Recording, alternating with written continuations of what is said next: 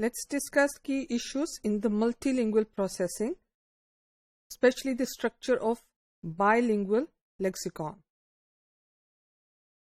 With the increasing amount of bilinguals worldwide, psycholinguists have started to look at the fact that how two languages are represented in our brain. The mental lexicon is one of the places that researchers focused on to see how that is different between, or the differences between we have in the bilingual mental lexicon and the monolingual mental lexicon. So let's discuss that.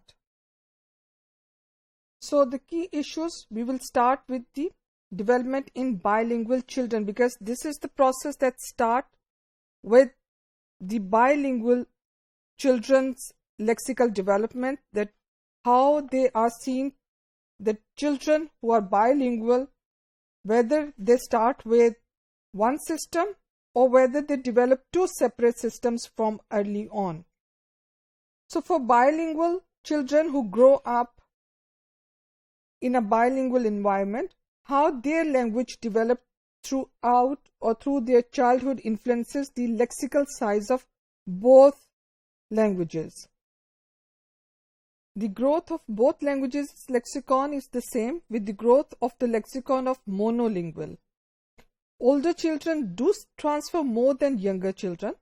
Also, in this step of learning words, the vocabulary size positively related to the exposure time in that language.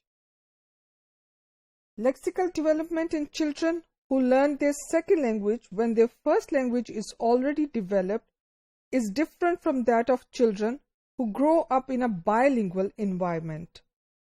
The beginning step of learning words in the second language is translation or learning the definitions. This is different from how they learn their first language, which basically involves inputting the information of semantic and formal entities. Bilinguals possess one or two internal lexicon, and even more with 3 stores.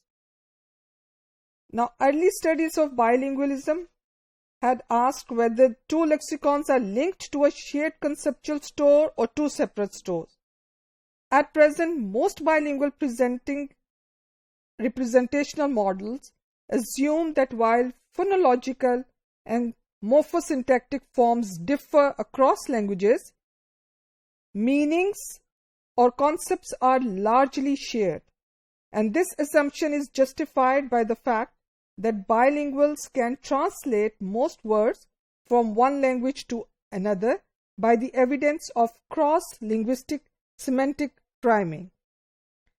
Bilingual in the study conducted to see that how this cross-linguistic phenomena takes place, the study showed that bilinguals took longer to access coarse-switched words than they did base language words in the monolingual mode.